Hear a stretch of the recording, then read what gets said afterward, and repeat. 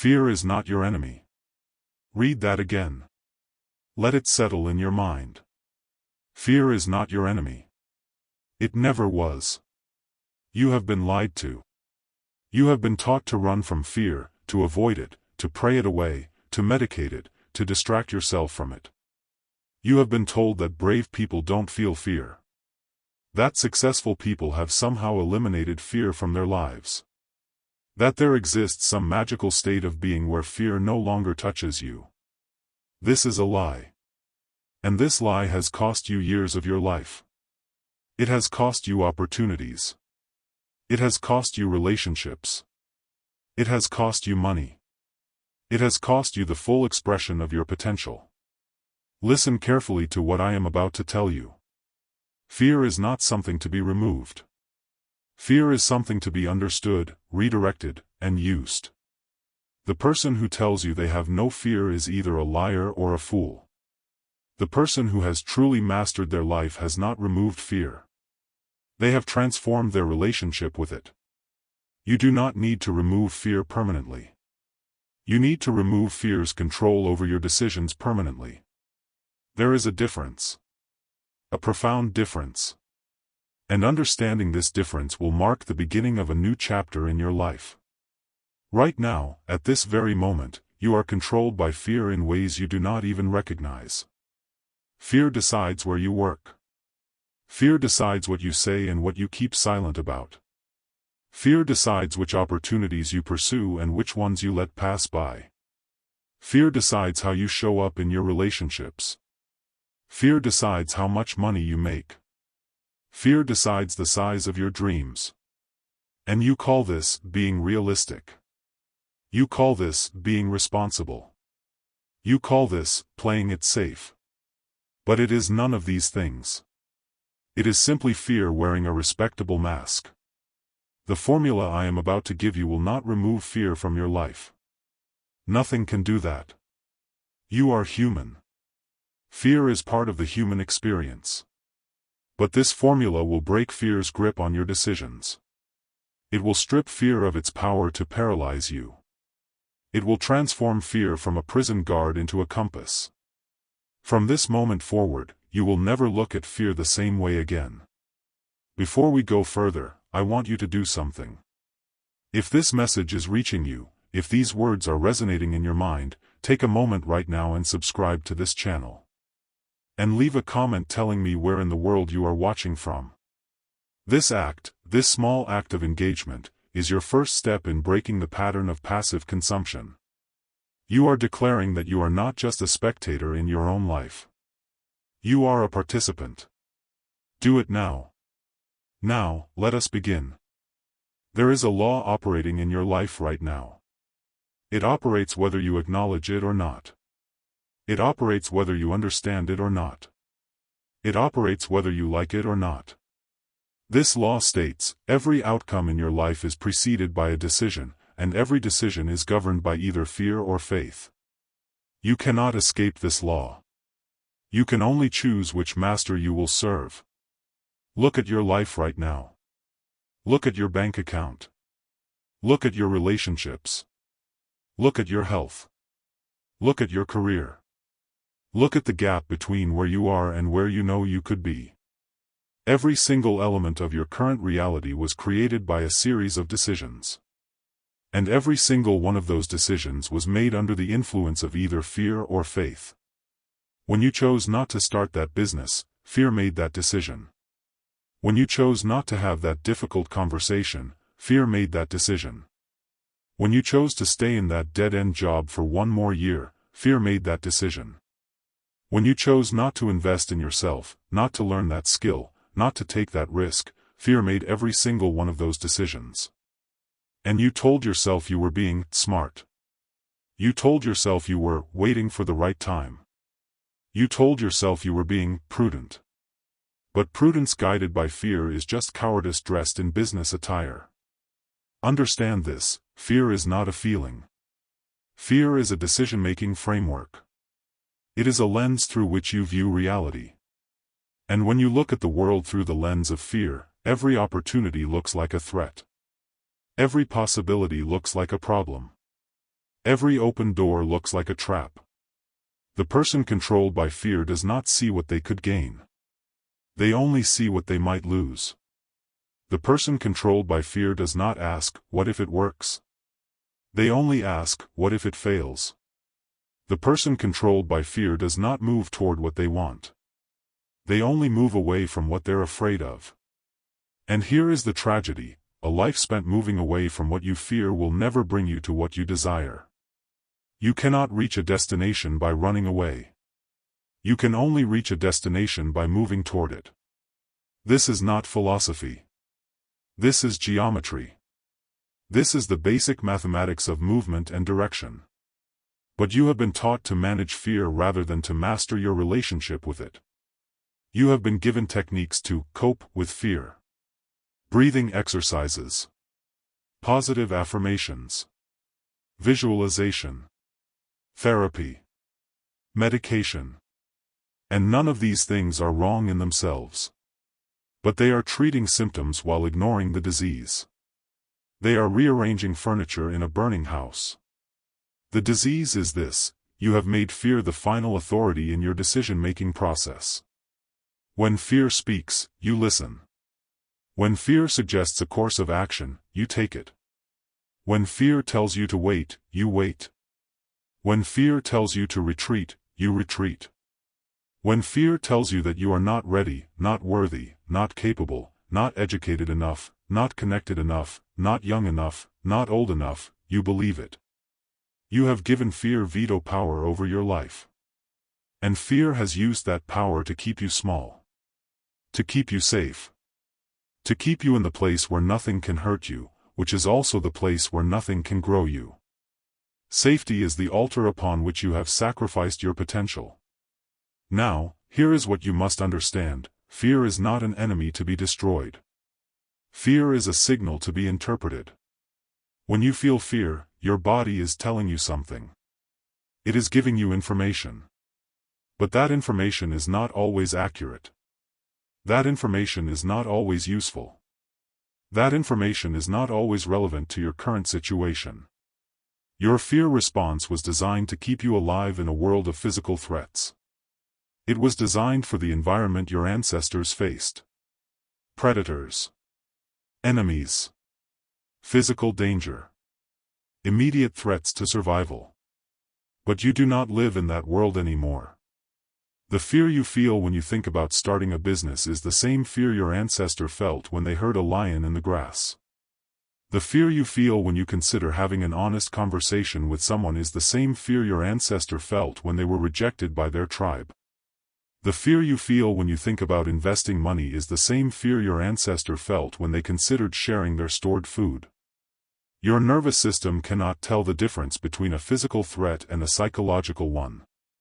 It cannot distinguish between actual danger and imagined catastrophe. It cannot separate real risk from the discomfort of uncertainty. So it treats everything unfamiliar as dangerous. It treats every unknown as a threat. It treats every possibility of loss as a matter of life and death. And when you allow this ancient alarm system to make your modern decisions, you end up living a very small life in a very big world. This is the first principle you must accept: your fear is often lying to you. Not always. But often. Very often. Your fear tells you that people will laugh at you if you fail. But when you actually fail, you discover that most people are too concerned with their own lives to spend much time thinking about yours. Your fear tells you that you cannot afford to take the risk. But when you calculate the actual cost of inaction over 10 years, you discover that you cannot afford not to take the risk. Your fear tells you that you are not qualified. But when you look around, you see people less qualified than you doing exactly what you dream of doing. Your fear tells you to wait until conditions are perfect. But when you study the lives of successful people, you discover that none of them waited for perfect conditions. They created momentum despite imperfect conditions. Your fear is a storyteller. And the stories it tells are designed to keep you where you are. Because your nervous system is not designed to make you successful. It is designed to keep you alive. And in its primitive calculation, staying exactly where you are is the safest option. Change equals risk. Risk equals possible danger. Possible danger equals threat to survival. This is the logic of fear. This is the mathematics of the ancient brain that still operates in your modern skull. And until you understand this, until you truly grasp this, you will continue to mistake fear's voice for wisdom. You will continue to confuse anxiety with intuition. You will continue to treat the nervous flutter in your stomach as a sign from the universe telling you to turn back. But it is not wisdom. It is not intuition. It is not a sign. It is simply biology. It is your body doing what bodies do when they encounter the unfamiliar. Now, let me be clear about something. I am not telling you to ignore all fear. I am not advocating recklessness. I am not suggesting that you should jump off cliffs, financial or otherwise, without thought. There is a difference between calculated risk and foolish gamble. There is a difference between courage and stupidity. There is a difference between feeling fear and being controlled by it. The person who feels fear and moves forward anyway is courageous. The person who feels no fear because they have not thought through the consequences is simply naive. What I am telling you is this: you must become the conscious observer of your fear rather than its unconscious servant. You must learn to feel fear without obeying it. You must learn to acknowledge fear without empowering it. You must learn to hear fear's voice without giving it the final vote. This is the central principle. This is the foundation upon which the entire formula is built. Fear will always be present. The question is, who is in charge? Are you the master of your mind, or is fear the master? Are you making conscious decisions based on your goals and values, or are you making reactive decisions based on ancient programming? The answer to this question determines everything. It determines your income. It determines your relationships. It determines your health. It determines whether you will look back on your life with satisfaction or regret. Every person you admire, every person who has accomplished something significant, every person who has built something, created something, contributed something, has had to answer this question. And they all arrived at the same answer: I feel the fear, and I move forward anyway. This is not about being fearless.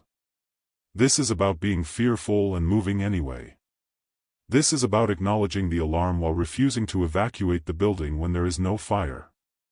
Your life, your real life, the life you dream about in quiet moments, the life you see in flashes when you allow yourself to imagine what could be, that life exists on the other side of fear's gate.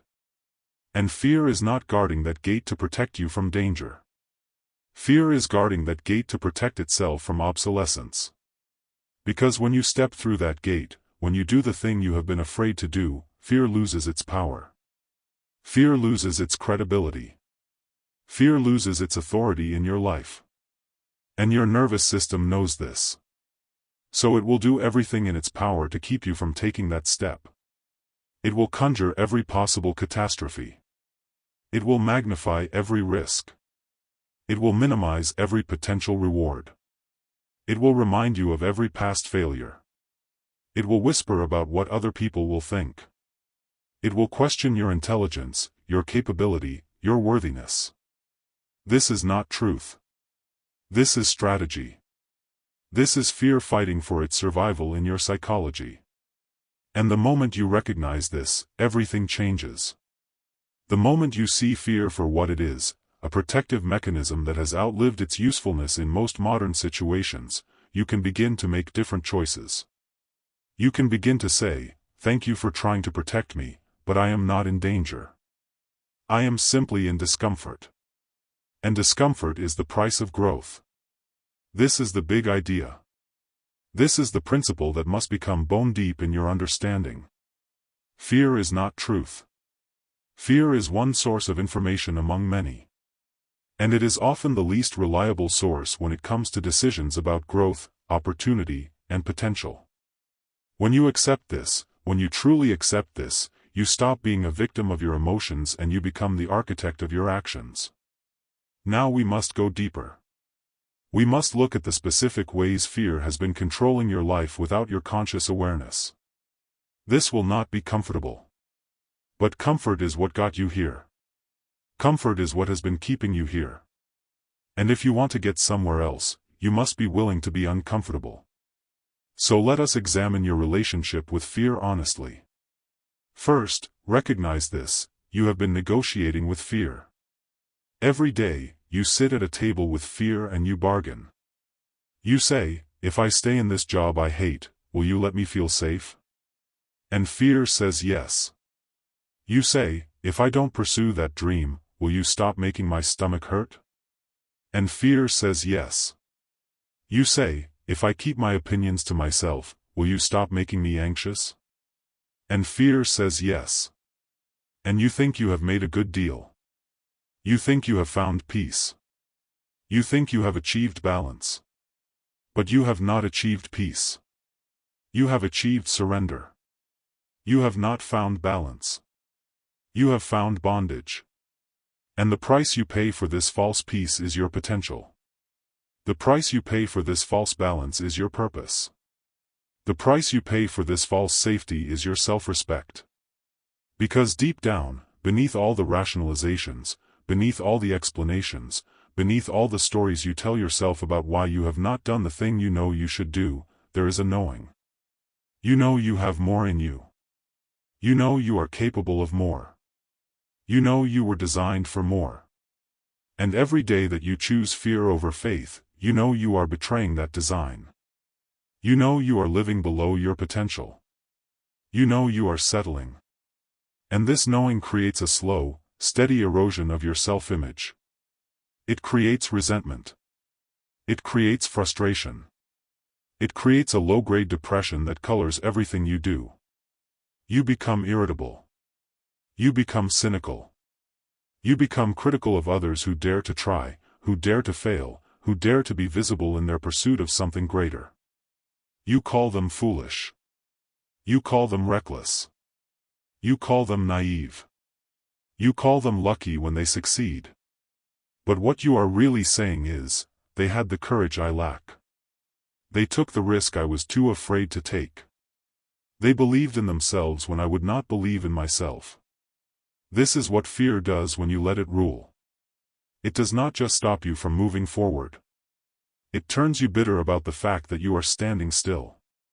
Let me tell you something that may be hard to hear. Every excuse you have given for not pursuing what you want is fear wearing a mask of reasonableness. I don't have the money. This is fear of financial risk. I don't have the time. This is fear of priority and commitment.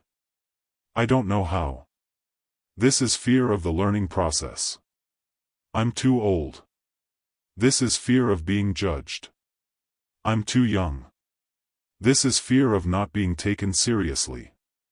What if I fail? This is fear of embarrassment. What if I succeed? This is fear of responsibility. I need to do more research. This is fear of the first step. The market is too crowded. This is fear of competition. I'm not ready yet. This is fear of the present moment. Every single one of these statements may have some factual component. But the fact is not what stops you. The fear behind the fact is what stops you. Because here is what you must understand: no one is ever completely ready. No one ever has perfect circumstances. No one ever has all the answers before they begin.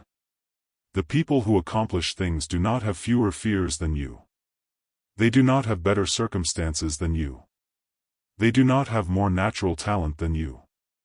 What they have is a different relationship with fear. They have learned to move with fear rather than waiting for fear to subside. They have learned that action cures fear. They have learned that clarity comes from engagement, not from analysis. They have learned that you build confidence by doing, not by preparing to do. And you have been waiting. Waiting for the fear to go away. Waiting to feel ready. Waiting for conditions to improve. Waiting for a sign. Waiting for permission. But fear does not go away when you wait. Fear grows stronger when you wait. Because every day you wait, you are reinforcing the neural pathway that says, this thing I want is dangerous. This thing I want is beyond me. This thing I want is not for people like me. You are training your brain to be afraid. You are practicing fear. You are becoming an expert at inaction. And then you wonder why it gets harder to start as time goes on. You wonder why the gap between where you are and where you want to be seems to widen instead of narrow. You wonder why your dreams feel more distant at 40 than they did at 20. It is not because you have less capability. It is because you have more practice at being afraid. Now, let me show you another way fear has been controlling you, through the stories you tell yourself about who you are. You have constructed an identity that is actually a prison. You say, I am not the type of person who. And then you list all the things you wish you were brave enough to do. I'm not the type of person who speaks in public. I'm not the type of person who starts businesses. I'm not the type of person who asks for what they want. I'm not the type of person who takes big risks. And you think these statements are describing reality. You think you are simply being honest about your nature. You think you are accepting yourself as you are. But these are not descriptions. These are decisions. These are choices you have made about who you will allow yourself to become. These are boundaries you have drawn around your potential. And fear is the architect of every single one of these boundaries. You are not the type of person who does anything. You are simply a person who has not yet done that thing. There is a profound difference between these two statements. One is identity. One is history. Identity feels permanent. History is simply a record of choices made up to this point. You can change history by making different choices. You cannot change identity without challenging the story you have been telling yourself about who you are. And fear desperately wants you to believe that your story is fixed. Fear desperately wants you to believe that who you have been is who you must continue to be. Because the moment you realize that you can rewrite your story, fear loses its grip. The moment you realize that identity is fluid, that you are not stuck, that you can become a different type of person simply by making different choices, everything becomes possible. But this realization is terrifying to fear. So fear convinces you that change is not just difficult, it is impossible. Fear convinces you that you are not just inexperienced, you are incapable. Fear convinces you that your limitations are not circumstantial, they are constitutional. And you believe it. Because believing it feels safer than testing it. Because believing it gives you an excuse. Because believing it protects you from the possibility of trying and failing. But here is the truth that will set you free if you let it: you are not discovering who you are. You are deciding who you are. Every day, with every choice, with every action, with every word, you are casting a vote for the identity you will inhabit. When you do the hard thing instead of the easy thing, you are voting for strength. When you speak the truth instead of the comfortable lie, you are voting for integrity. When you move forward despite fear instead of retreating because of it, you are voting for courage. And enough votes in the same direction creates an identity. Enough votes in the same direction creates a reputation, first with yourself, then with others. Enough votes in the same direction creates a life that matches your potential instead of your fears. But you have been voting for fear. Day after day, year after year, you have been casting your vote for safety over growth, for comfort over courage, for the known over the possible. And now you are living in the reality that those votes have created. And you are wondering why you feel stuck. You are wondering why you feel unfulfilled. You are wondering why there is this gap between the life you are living and the life you know you could be living. There is no mystery here. There is only mathematics. There is only cause and effect. There is only the law of the harvest: you reap what you sow. And you have been sowing fear. So you are reaping limitation. Let me show you one more way fear operates in your life: through the company you keep and the environment you maintain. Look at the 5 people you spend the most time with. Look at the conversations you have. Look at the media you consume. Look at the activities that fill your days. Are these people, conversations, media, and activities pulling you toward your potential or confirming your limitations? Be honest. Brutally honest. Because fear is smart. Fear knows it cannot control you through force. So it controls you through environment. It controls you through relationships that reinforce your smallness. It controls you through conversations that normalize settling. It controls you through media that either numbs you or fills you with anxiety. You surround yourself with people who are also afraid. And you call it friendship. But what it really is mutual agreement to stay small. It is an unspoken pact that says, you don't challenge me to grow, and I won't challenge you to grow. You engage in conversations that focus on problems rather than solutions, on complaints rather than possibilities, on gossip rather than growth. And these conversations feel comfortable. They feel familiar. They feel safe. But they are slowly poisoning your potential. They are lowering your standards. They are normalizing mediocrity. You consume media that either distracts you from your dissatisfaction or fuels your fear about the state of the world. And you tell yourself you are staying informed or relaxing. But what you are really doing is giving your mind permission to not focus on what you could be building, creating, or becoming. And your days are filled with activities that keep you busy but not productive. Activities that give you the feeling of accomplishment without actually moving you toward your goals. Activities that allow you to avoid the hard work of growth while maintaining the illusion that you are doing something. This is how fear operates when you give it control. It does not just stop you from taking big risks. It restructures your entire life to make those risks seem unnecessary, unreasonable, or impossible. It creates a comfortable prison. And then it convinces you that the prison is actually your home. But now we come to the turn. Now we come to the new way. Now we come to the transformation. Everything I have told you up to this point has been about diagnosis. Now we move to prescription. Now we move to the new mindset that will change everything. This new mindset begins with a single, profound shift in perspective. Fear is not a stop sign. Fear is a compass. When you feel fear, you are not receiving a message that says, turn back. You are receiving a message that says, pay attention, this matters. Fear does not arise around trivial things.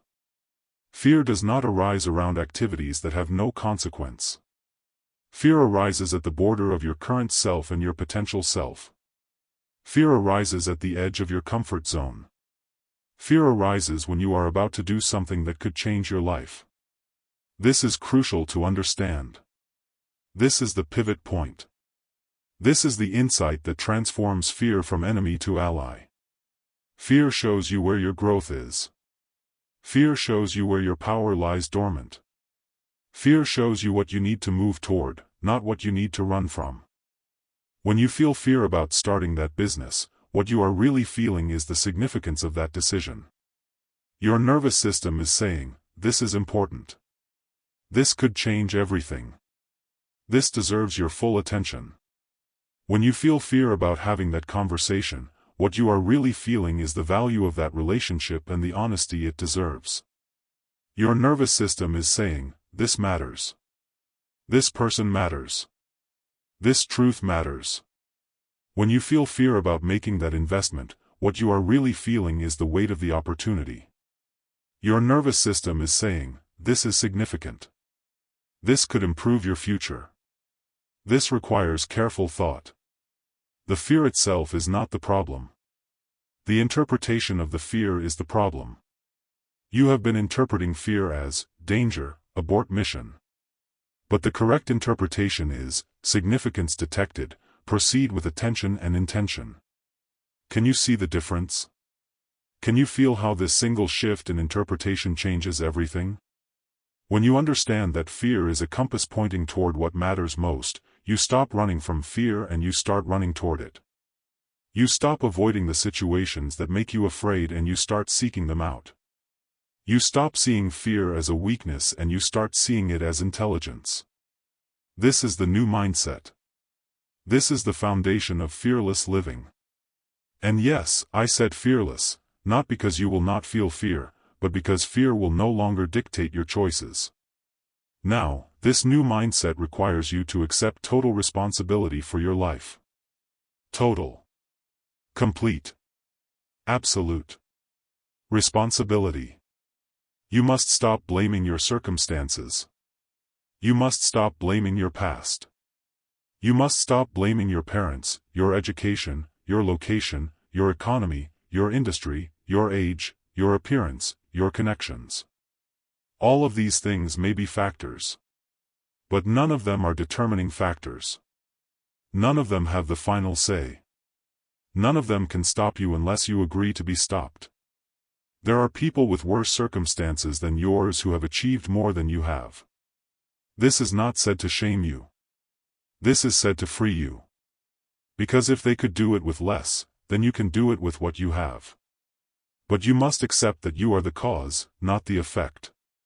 You must accept that your life is not happening to you, it is responding to you. You must accept that every result you have is a result you have created through your thoughts, your decisions, and your actions. This is hard. This is uncomfortable. This requires you to give up the victim narrative that has been protecting you from the discomfort of growth. Because being a victim is comfortable. Being a victim gives you someone to blame. Being a victim absolves you of responsibility. Being a victim means you do not have to change, the world has to change. But being a victim also means you are powerless. Being a victim means you are stuck. Being a victim means your future is determined by forces outside your control. And that is not true. It has never been true. It will never be true. You have power. You have agency. You have the ability to choose your response to any circumstance. And that response, repeated over time, creates your reality. This is the second component of the new mindset: total responsibility equals total power. When you accept responsibility for where you are, you gain the power to go somewhere else. When you accept responsibility for who you have been, you gain the power to become someone different. When you accept responsibility for what you have created, you gain the power to create something new. This is not burden. This is liberation. Now, the third component of the new mindset: clarity of purpose makes fear irrelevant. Why do you want what you want? Why does it matter? Why are you willing to be uncomfortable, to face fear, to risk failure? If you cannot answer these questions with specificity and emotion, then fear will always win. Because fear offers something concrete: the avoidance of discomfort. If your purpose is vague, if your why is weak, if your vision is blurry, then the concrete discomfort of fear will always outweigh the abstract possibility of achievement. But when your purpose is clear, when your why is strong, when your vision is vivid, everything changes. When you know exactly what you are building and exactly why it matters, fear becomes a minor inconvenience rather than a major obstacle. It becomes background noise rather than a siren. It becomes something you notice and move through rather than something you obey. People with clear purpose do not lack fear. They simply have something more important than fear. They have a mission that matters more than their comfort. They have a vision that pulls them forward more strongly than fear pushes them back. This is why clarity is power. This is why the first work is always internal work. This is why you must do the hard thinking before you do the hard doing. What do you actually want? Not what do you think you should want. Not what would impress other people. Not what seems reasonable. What do you actually want? And why do you want it? What will it give you? What will it mean? Who will you become in the pursuit of it? Answer these questions with ruthless honesty. Write the answers down. Make them specific. Make them measurable. Make them vivid. Because this clarity will be your anchor when fear rises. This clarity will be your compass when you feel lost. This clarity will be your fuel when you feel tired. The fourth component of the new mindset: long-term thinking defeats short-term fear. Fear operates in the immediate. Fear is concerned with right now. Fear is worried about the discomfort you will feel today, the embarrassment you might experience this week, the rejection you could face this month. But the person who thinks long-term sees the current discomfort as investment. They see today's fear as the price of tomorrow's freedom. They see this week's risk as the foundation of next year's reward. When you ask yourself, how will I feel about this decision in 5 years, fear loses much of its power. Because in 5 years, you will not regret the discomfort you felt when you took the risk. You will only regret the opportunities you missed because you let fear decide. In 5 years, you will not wish you had played it safer. You will wish you had been braver. You will not wish you had stayed smaller. You will wish you had stepped up sooner. This is always true. Always. Without exception. The person on their deathbed does not regret the risks they took. They regret the risks they did not take. They do not regret the failures they experienced. They regret the attempts they never made. They do not regret the times they looked foolish. They regret the times they stayed silent. When you internalize this truth, when you really feel it in your bones, fear becomes smaller. Not absent. But smaller. Manageable. Transcendable. The fifth component of the new mindset, action, creates clarity and confidence. You are waiting to feel confident before you act. But confidence does not create action. Action creates confidence. You are waiting for clarity before you start. But clarity does not come from thinking. Clarity comes from doing. You are waiting to feel ready. But you will never feel ready for something you have never done. Readiness is not a feeling. Readiness is a decision. This is where most people stay stuck forever. They are trapped in the preparation phase. They are trapped in the research phase. They are trapped in the getting ready to get ready phase. And they call this wisdom. They call this due diligence. They call this being responsible. But it is none of these things. It is fear disguised as prudence. It is avoidance disguised as preparation. The new mindset says, start before you are ready. Learn by doing. Build the plane on the way down. Figure it out as you go. This is not recklessness. This is realism. Because the truth is, you cannot think your way into a new life. You can only act your way into a new life. Every successful person you admire started before they knew how it would turn out. Every business that exists was started by someone who did not have all the answers. Every book was written by someone who did not know if anyone would read it. Every relationship was begun by someone who did not know if it would last. Uncertainty is not the exception. Uncertainty is the rule. Uncertainty is the permanent condition of growth. The person waiting for certainty will wait forever. The person willing to act despite uncertainty will create the life they want. This is the new mindset. These are the pillars upon which fearless living is built.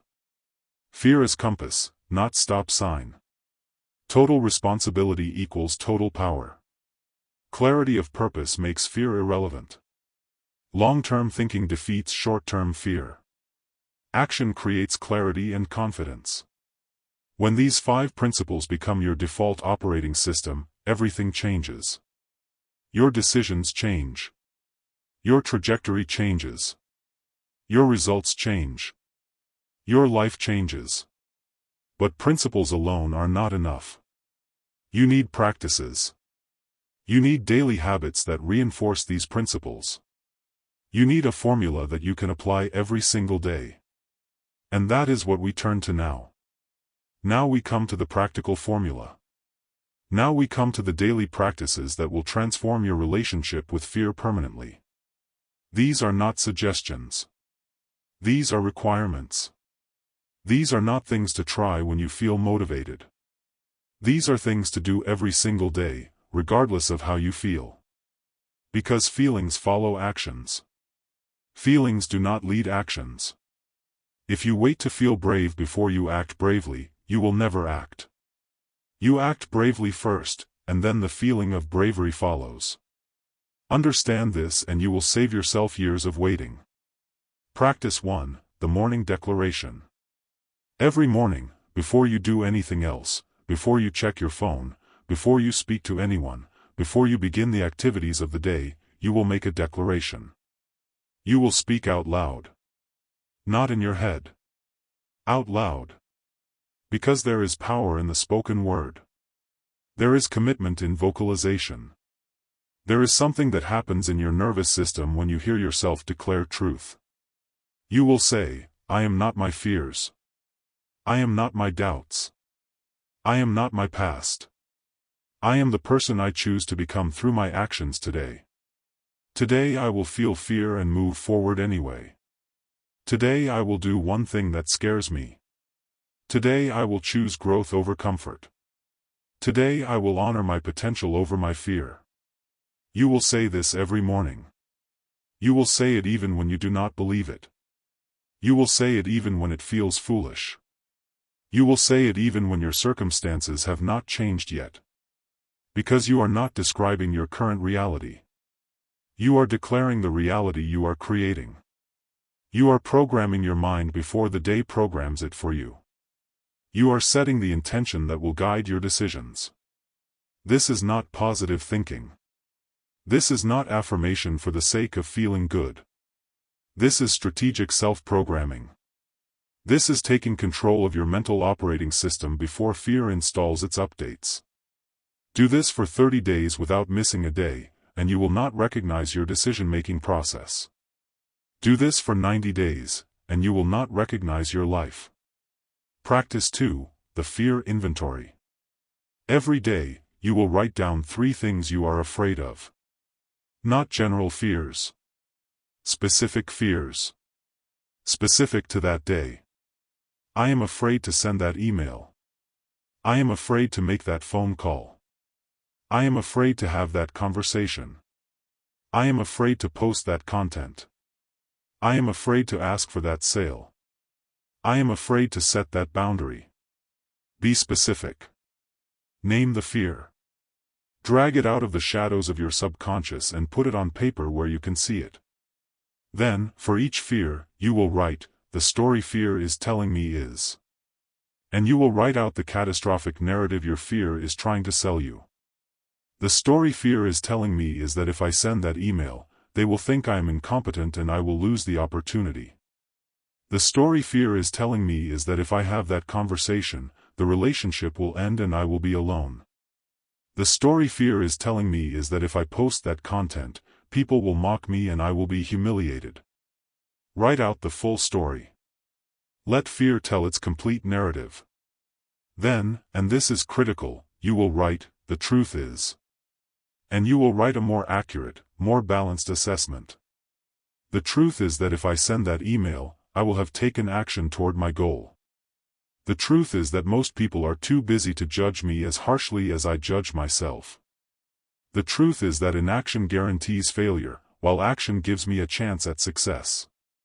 The truth is that if I have that conversation, I might strengthen the relationship through honesty. The truth is that a relationship built on unspoken resentment is not a relationship worth preserving. The truth is that my peace matters more than someone else's comfort with my silence. The truth is that if I post that content, I will have contributed value. The truth is that the opinions of people who mock others for trying are worthless. The truth is that I will never reach the people I am meant to serve if I stay invisible. This practice does 3 things. First, it makes your fears conscious instead of unconscious. Second, it reveals the irrationality of most fear-based thinking. Third, it gives you a more truthful narrative to operate from. Do this every day. Every single day. And then, this is the crucial part, do at least one of the things you were afraid to do. Do not just write about it. Do not just acknowledge it. Do it. Take the action. Send the email. Make the call. Have the conversation. Post the content. Do the thing you are afraid to do while you are still afraid to do it. This is how you build courage. Not by eliminating fear. but by proving to yourself that you can act despite fear. Every time you do this, you are rewiring your brain. You are creating new neural pathways. You are building evidence that fear's predictions are unreliable. And over time, this evidence accumulates. And your default response to fear shifts from, I can't, to, I can, and I will. Practice 3, the Evidence Journal. Fear has kept a detailed record of every time you failed, every time you were rejected, every time you were embarrassed. Fear presents this evidence to you regularly as proof that you should not try. But you have not kept a counter-record. You have not been documenting your wins. You have not been cataloging your growth. You have not been noting the times you were afraid and did it anyway. This stops now. Every evening, you will write down 3 pieces of evidence from that day that prove you are becoming the person you want to become. Today I was afraid to speak up in the meeting, but I did it anyway. Today I wanted to quit my workout halfway through, but I finished. Today I felt the urge to waste time on social media, but I worked on my project instead. Today someone criticized me and I did not let it derail my day. Today I was rejected and I continued moving forward. These do not have to be major accomplishments. They can be small. But they must be real. They must be specific. And they must be recorded. Because you are building a new archive. You are building a new body of evidence. You are creating proof that contradicts fear's narrative. And when fear shows up with its list of your failures, you will have a longer list of your wins. When fear says, you always quit, you will have evidence that you kept going. When fear says, you never follow through, you will have evidence that you do. This practice might seem simple. Do not be deceived by its simplicity. This practice is powerful. This practice is transformative. This practice creates unshakable self-belief over time. Do this every day. Build your evidence. Build your case. Build your confidence. Practice 4, the exposure principle. You must systematically expose yourself to the things you fear. Not recklessly. Not all at once. But deliberately and progressively. If you fear public speaking, you must speak publicly. Start small. Speak in a meeting. Speak in a small group. Speak in a larger group. Speak on video. Speak on stage.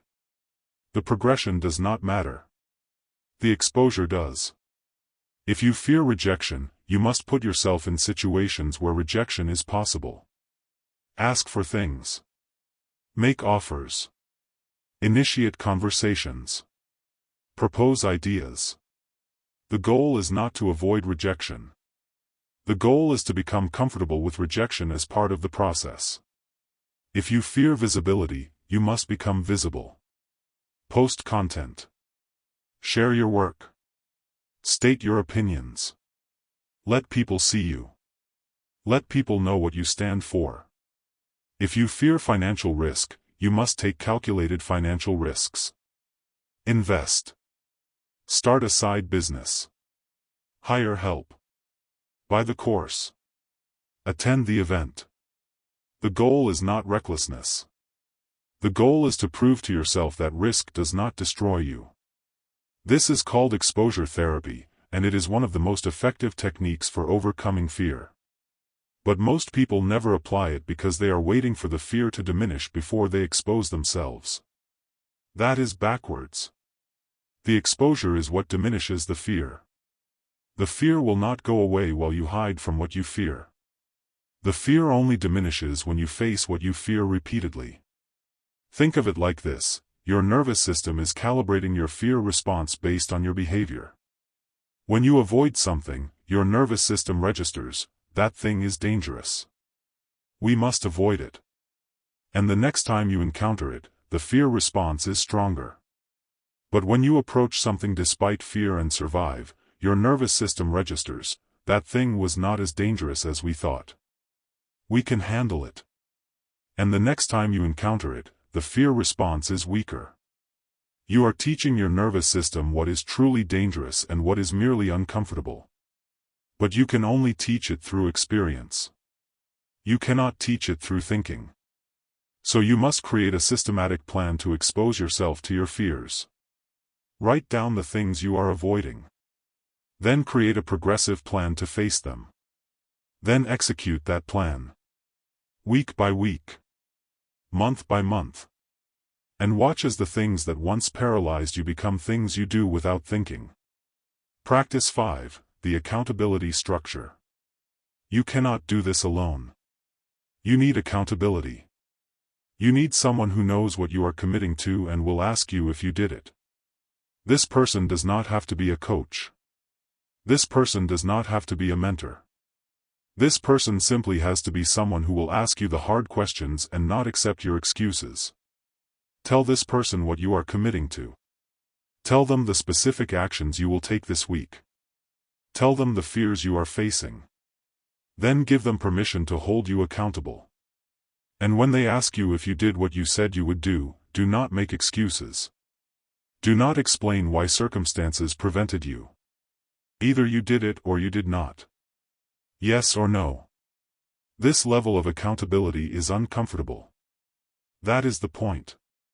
Because comfort is what has been keeping you stuck. You need someone who will not let you off the hook. You need someone who will not accept your rationalizations.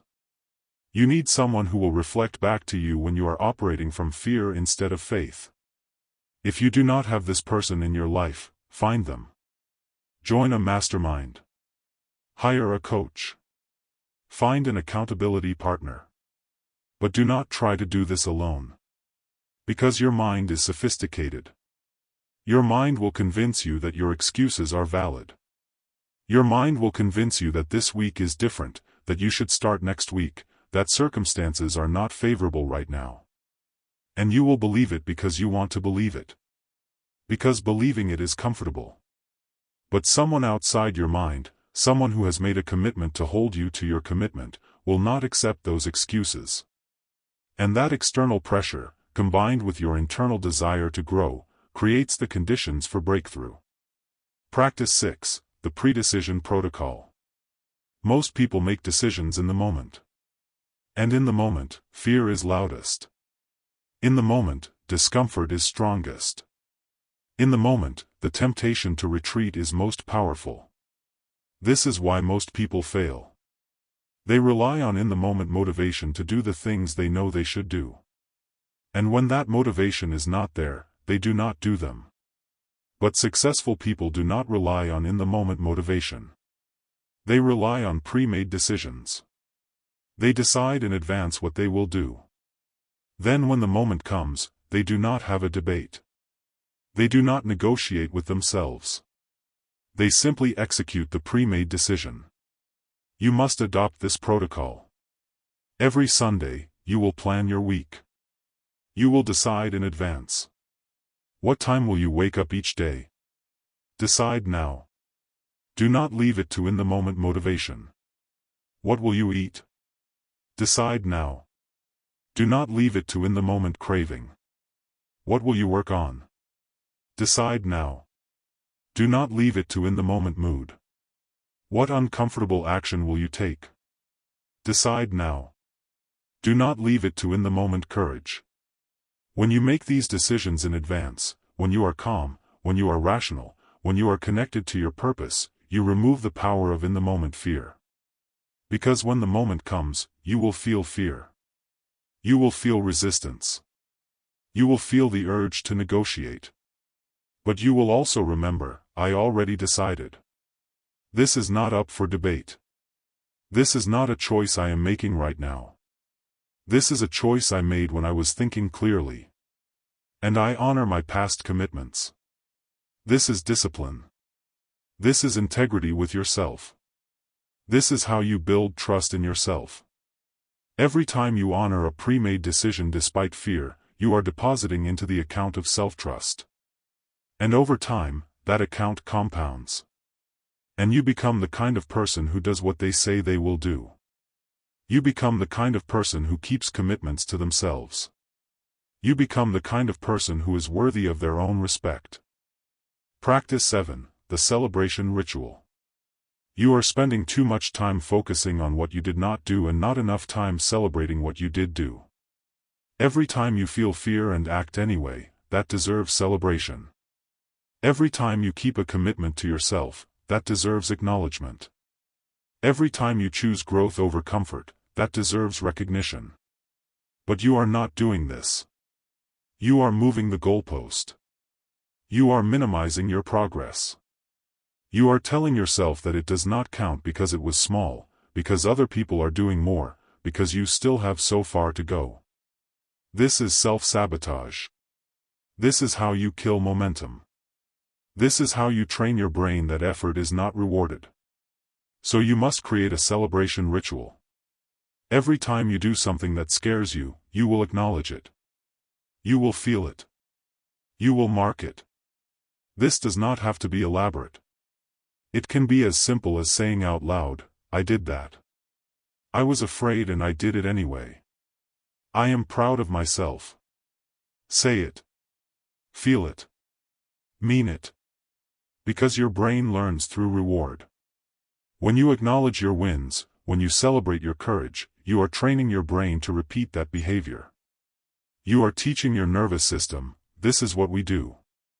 We feel fear and we move forward. And when we do, we honor ourselves. Over time, this becomes your identity. Over time, this becomes automatic. Over time, you become the person who does hard things as a matter of course. But it starts with celebration. It starts with acknowledgement. It starts with giving yourself credit for the courage you are demonstrating every single day. These 7 practices are your formula. These 7 practices, applied daily, will permanently transform your relationship with fear. Not by removing fear, but by removing fear's control over your decisions. You will still feel fear. But you will feel it as information rather than as instruction. You will feel it as signal rather than as stop sign. You will feel it as evidence that you are growing rather than as evidence that you should retreat. And when this transformation happens, when fear loses its grip on your life, everything becomes possible. Now we come to the end. But endings are also beginnings. And this is the beginning of a new chapter in your life if you choose to make it so. Everything I have told you is worthless if you do not apply it. Everything I have shared with you is meaningless if it remains as information in your mind rather than becoming transformation in your life. You are standing at a crossroads right now. In this moment. Not tomorrow. Not next week. Now. One path leads back to where you were. Back to negotiating with fear. Back to making excuses. Back to waiting for perfect conditions. Back to the comfortable prison you have been living in. The other path leads forward. Into discomfort.